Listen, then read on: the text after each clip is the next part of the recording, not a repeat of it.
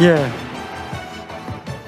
저에게 한 15분 정도 그 부탁을 하셔서 제가 시간을 4시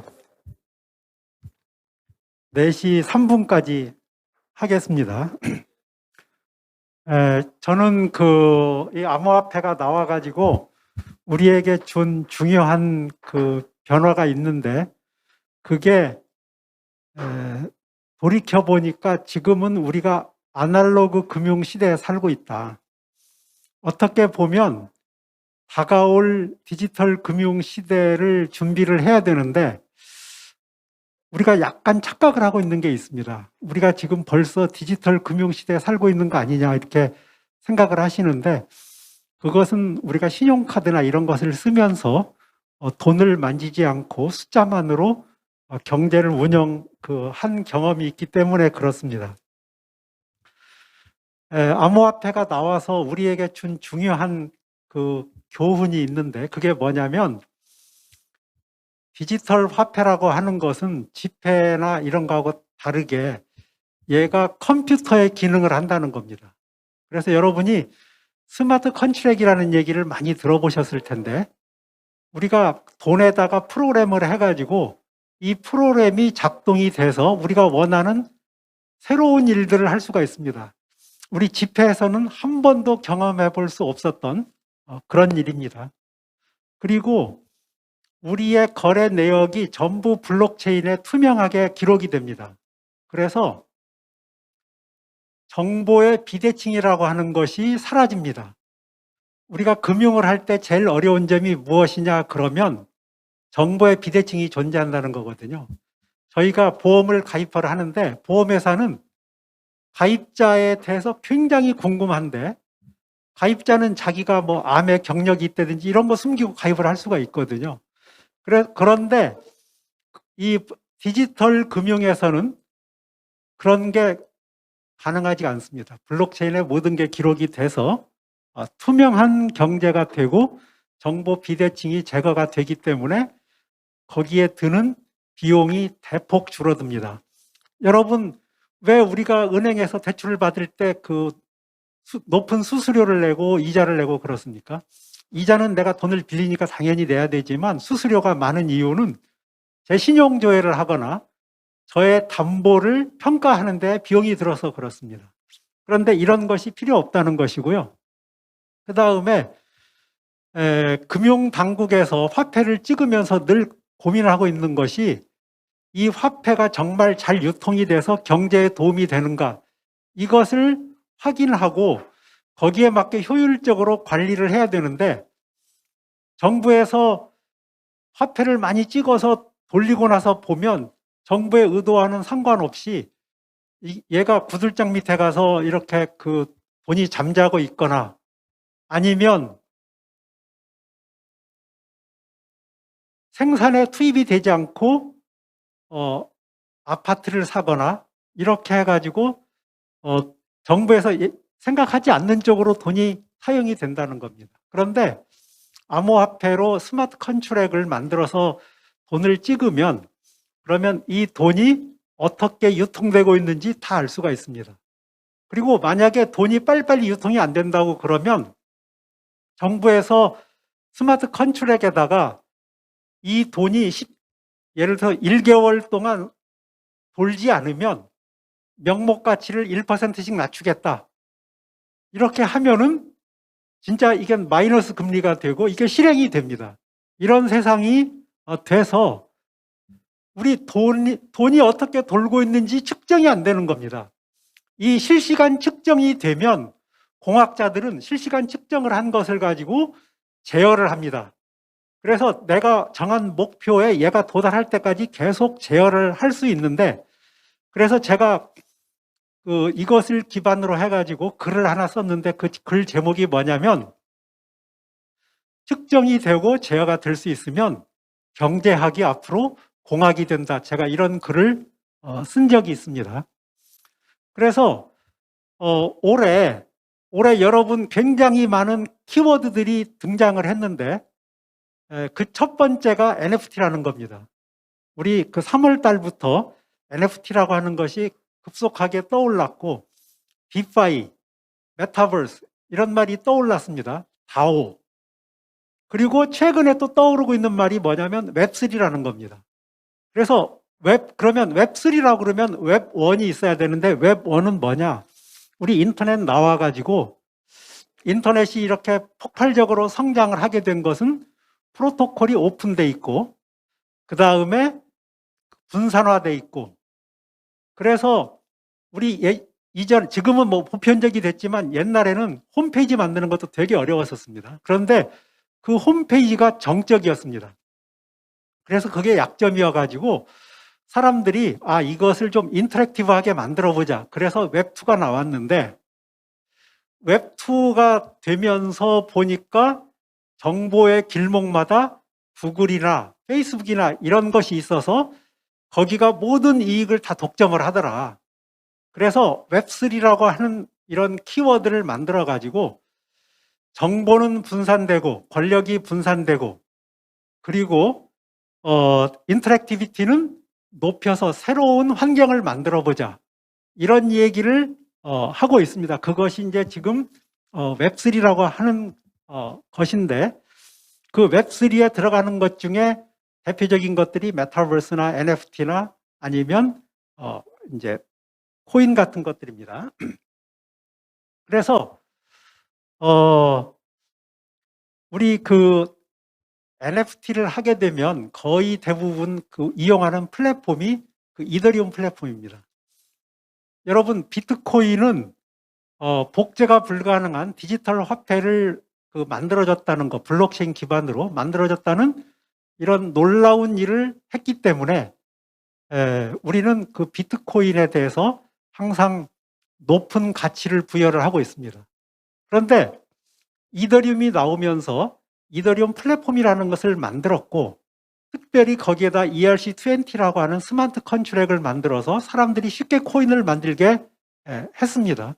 그리고 2018년에 NFT 또 스마트 컨트랙을 만들었습니다.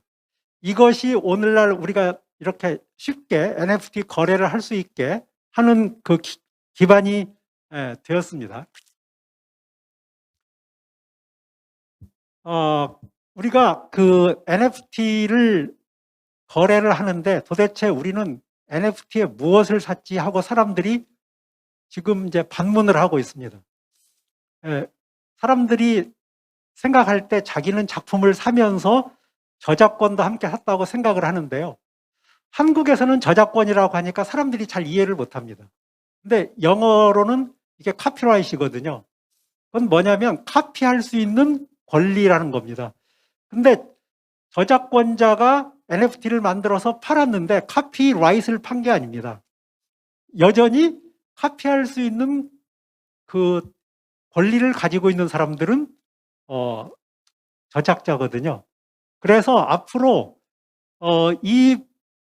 이것을 좀 명확하게 하기 위해서 NFT의 스마트 컨트랙에다가 카피라이트이 어떻게 되는지 명확하게 했으면 좋겠다. 지금 이 비플의 작품이 6,900만 달러에 팔렸는데 거기에 보면 카피라이트에 대한 내용이 담긴 게 아닙니다. 그냥 저 작품의 해시값이 저장돼 있고 저 해시값을 클릭하면 그러면 IPFS로 해가지고 저 작품이 저장돼 있는 것하고 연결되는 것 말고는 기능이 없습니다. 그래서 앞으로 NFT 비즈니스를 하시는 분들은 이 카피라이트에 대한 것을 좀 명확하게 해줘야 되겠다 하는 겁니다. 그 다음에 우리 NFT 비즈니스 하려고 그러면 아까 여기서도 우리가 그 오프라인 옥션을 했습니다. 근데 이제 NFT는 온라인 옥션을 해야 되거든요. 그래서 이게 얼마나 사람들에게 부담이 되는가 한번 제가 간략하게 정리를 해보면 여러분 한국 사람은 일단 우리나라 세계은행 중에 한 곳에 가서 실명 확인 계좌를 사야 되고요. 그리고 지갑을 만들어야 되고 그 다음에 또 그 거래소에 가가지고 이더를 사야 됩니다. 물론 오픈시 같은 데 가면 이더 아니고 또 다른 한 150개 정도의 코인으로 거래를 할 수가 있는데 일단 코인을 사야 됩니다. 그리고 자기 지갑에서 또 메타마스크로 또 옮겨야 됩니다. 그래가지고, 그러고 나서 이제 오픈스에다가 가스비 주고 이제 작품을 올리는 겁니다. 자, 이건 이제 파는 사람이 하는 일이고요. 사는 사람도 가서 암호화폐 지갑을 만들어야 되고, 또 암호화폐를 구입을 해야 되고, 메타마스크로 옮기고, 이렇게 한 다음에 오픈스에서 경매된 작품을 사려고 그러면 또 이더로 못 삽니다. 그래서 그것을 W 이더로 또 이제 바꿔야 됩니다. 그래서 W 이더를 또 살려면 거기서 클릭을 하면 또 유니스왑으로 또 창이 옮겨집니다. 이런 복잡한 그 경로를 거쳐야 되니 이게 조선일보에 나왔던 최근에 나온 그 헤드라인인데요. 이게 꼭 연세 드신 분들한테만 해당이 되는 게 아니고 모든 사람들한테 다 해당이 되는 내용들입니다. 그래서 이런 것들을 좀 정리를 해야 되겠다. 그 다음에 또 아까도 여기서 이제 옥션을 하면서 우리가 150만 원에서 시작을 해가지고 이렇게 가격이 올라갔는데 어떤 작품은 10만 원짜리도 있습니다. 10만 원짜리도 있는데 이런 것을 오픈시에서 거래를 하려고 그러면 파는 사람이 올릴 적에 237달러를 내야 되고 사는 사람도 240달러를 내야 됩니다. 그래서 우리가 그 정말 고가의 예술품만 팔려고 그러면 이런 것은 전혀 문제가 안 되지만 우리가 낮은 가격으로 거래를 하려고 한다면 이 가스비도 굉장히 중요한 문제다 하는 거고요. 그래서 지금 그 오픈시가 전 세계 이게 이제 뭐 그 발표하는 곳마다 약간씩 다른데 어떤 곳은 97% 마켓 시어를 차지하고 있다. 어디는 뭐 95%다 이렇게 얘기를 하거든요. 어찌됐든지 오픈시가 독보적인 존재를 지금 누리고 있습니다. 그래서 오픈시는 굉장히 다양한 그 기능들을 사람들에게 제공을 하려고 하고 있는데 그 중에 하나가 뭐냐 그러면 레이지 민팅이라는 겁니다. 작품을 우리가 민팅을 하는데 얘를 경매에 올리거든요. 아까 보신 것처럼 경매에 올리려고 그러면 가스비가 듭니다. 근데 팔리지 않을 수도 있는데 내가 가스비를 쓰고 작품을 올려야 되거든요. 그래서 여기서는 작품을 올려가지고 첫 번째 사람이 호가를 했을 때 그때 이제 가스비를 이렇게 낼 수 있도록 이렇게 해주고요. 그 다음에 왜 우리가 이 NFT 마켓플레이스를 하려고 하시는 분들은 다 꿈꾸는 게 뭐냐면 자기가 빨리 권력자가 되고 싶은 겁니다. 오픈시에는 너무나 많은 작품들이 올라가 있기 때문에 자기가 올린 작품 찾는 것도 일이거든요. 그러다 보니까 당연히 오픈시의 첫 페이지에 올려주면 그러면 첫 페이지에 올라간 작품은 일단 작품 가격도 높여서 받을 수가 있습니다. 그래서 첫 페이지에 올려주는 것이 그냥 권력이 됩니다.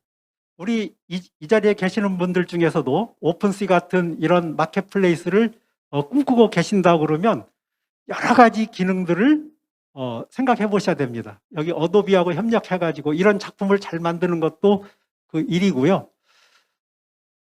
그래서 이쪽 시장에 이제 진입을 하시려고 하시는 분들이 준비를 해야 될 것이 되게 많은데 예를 들면 우리가 작품을 오픈시에 올릴 적에 좋은 작품 하나를 올려서 비싸게 받는 방법도 있습니다.